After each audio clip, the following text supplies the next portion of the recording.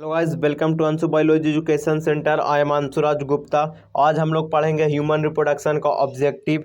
Channel पर जो भी नए हैं प्लीज़ चैनल को सब्सक्राइब जरूर करें। आइए अब हम स्टार्ट करते हैं ऑब्जेक्टिव को।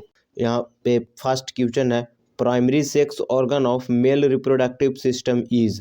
प्राइमरी सेक्स ऑर्गन क्या है मेल रिप्रोडक्टिव सिस्टम का? ओवरी, इपिडिडमिस, पेनिस या फिर टेस्टिस? तो प्राइमरी सेक्स ऑर्गन जो है ये मेल रिप्रोडक्टिव सिस्टम का टेस्टिस। यही अगर यहाँ पे रहता फीमेल रिप्रोडक्टिव सिस्टम तो प्राइमरी सेक्स ऑर्गन होता ओवरी, लेकिन यहाँ पे मेल के बारे में बोला जा रहा है तो मेल में होता टेस्टिस। अब टेस्टिस प्रेजेंट इन, टेस्टिस कहाँ प्रेजेंट होता है? एब्डोमेन में, स्क्रोटम में, ओवरी में या फिर नन ऑफ दिस? तो टेस्टिस जो है ये प्रेजेंट होता है स्क्रोटम में।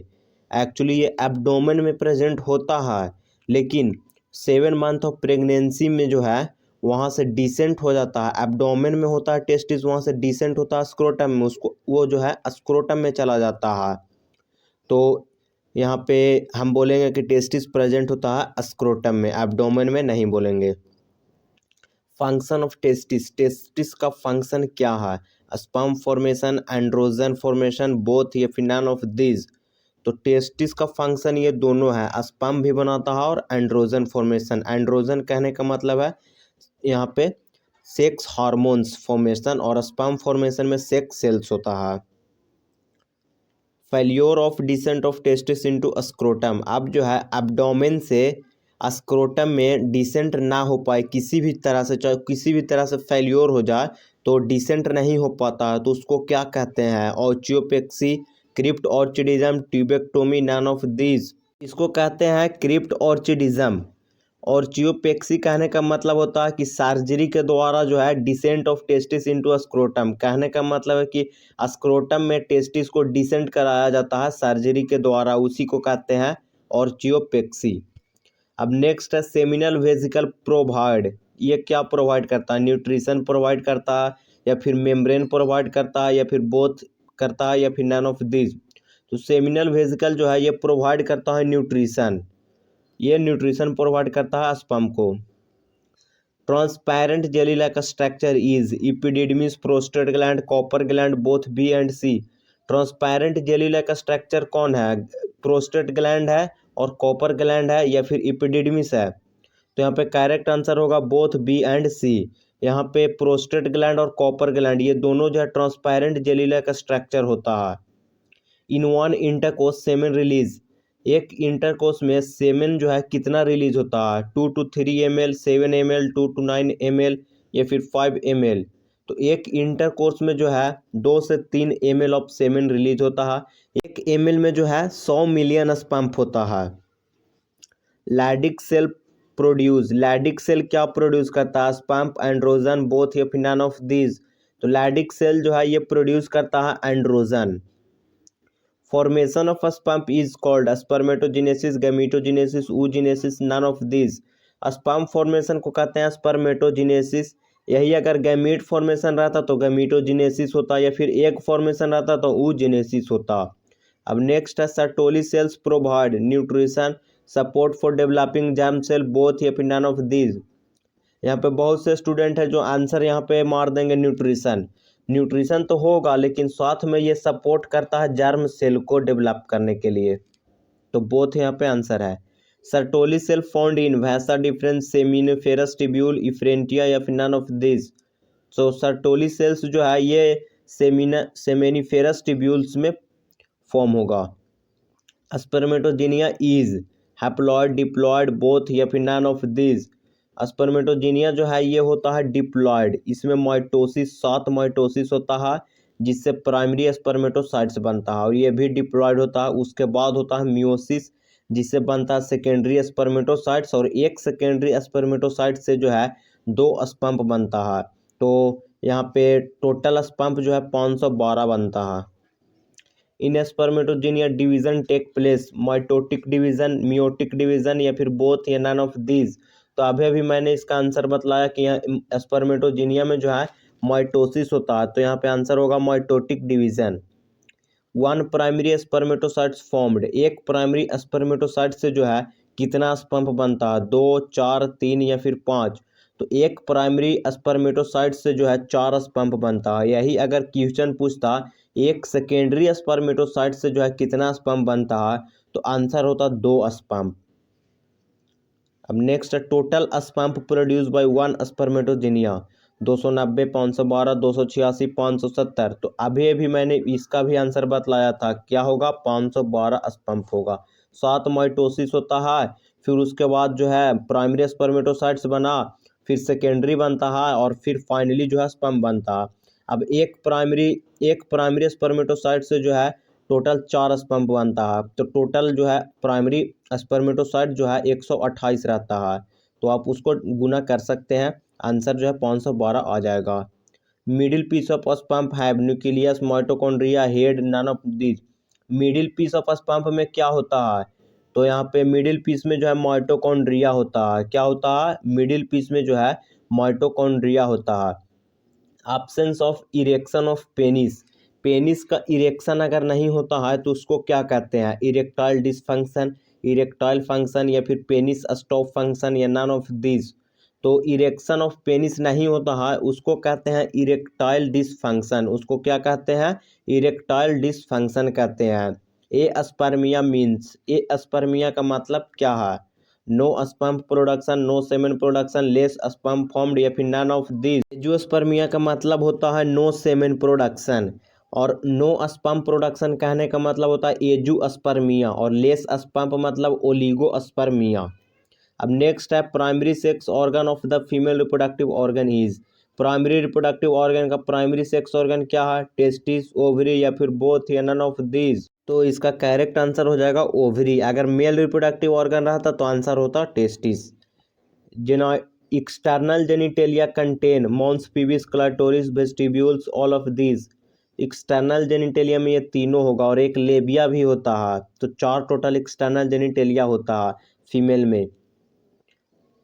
Female reproductive glands, mammary gland, skin gland, Bartholin gland, या फिर all of these. Female reproductive gland कौन है, तो यहाँ पे ये तीनों ग्लैंड होता है फीमेल में प्रेजेंट। मैमरी ग्लैंड भी होता है, स्किन ग्लैंड भी होता है, और बार्थोलिन ग्लैंड भी होता है। फंक्शन ऑफ ओवरी, ओवरी का फंक्शन क्या है, production of female gametes, production of female sex organ, या फिर बोथ, या नन ऑफ दीज। तो यहाँ पे जो है आंसर हो जाएगा बोथ, ये दोनों प्रोडक्शन करता है। मेल गैमीट्स भी बनता है, सॉरी फीमेल गैमीट्स भी बनता है, और फीमेल सेक्स ऑर्गन भी बनता है इससे।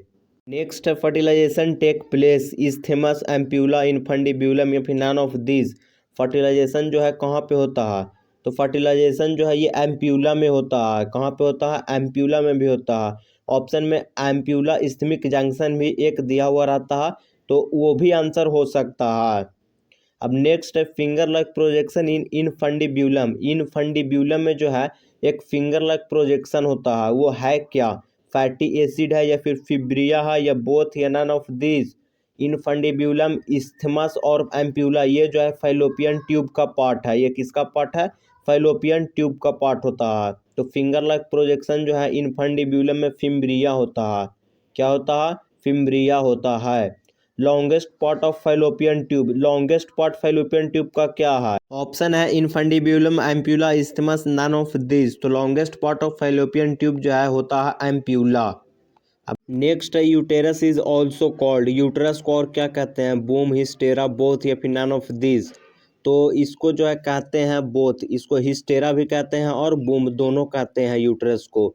अब नेक्स्ट है wall of uterus, wall of uterus क्या है, कौन है, पेरीमेट्रियम, मायोमेट्रियम, इंडोमेट्रियम, या फिर ऑल ऑफ दीज। तो यहाँ पे आंसर जो है हो जाएगा all of these. Wall of uterus ये तीनों होता है, पेरीमेट्रियम होता है, मायोमेट्रियम होता है, और इंडोमेट्रियम होता है।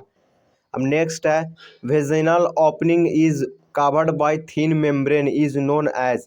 वेजिनल ओपनिंग जो है ये कवर्ड होता है थिन मेम्ब्रेन से, उसको क्या कहते हैं, हाइमन, ओवरी, मॉन्स, पीबिस, या फिर none of these.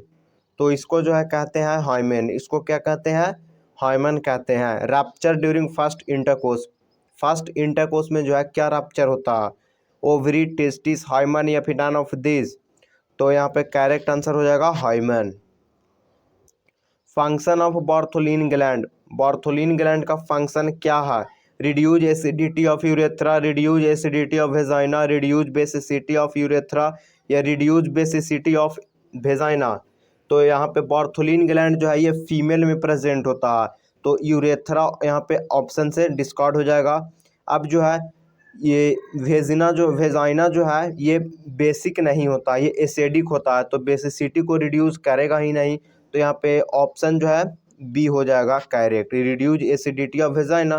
Bartholin gland जो है ये मेल में प्रेजेंट नहीं होता, तो यूरेथ्रा वाला जो है आंसर नहीं होगा।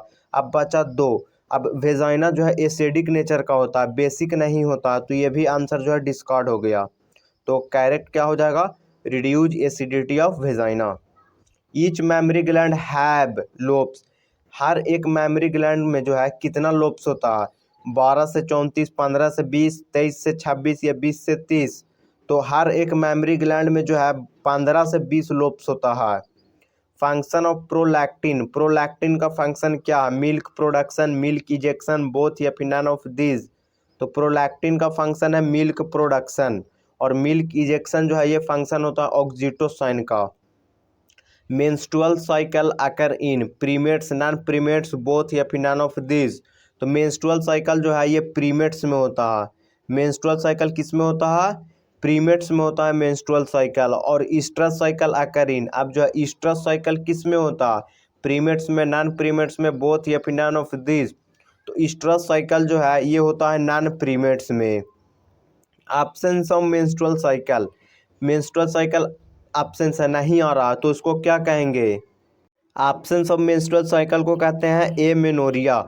पॉलीमेनोरिया कहने का मतलब है कि बहुत ज़्यादा मेंस्ट्रुअल साइकिल होता है। ओलिगोमेनोरिया कहने का मतलब है कि बहुत कम होता है मेंस्ट्रुअल साइकिल।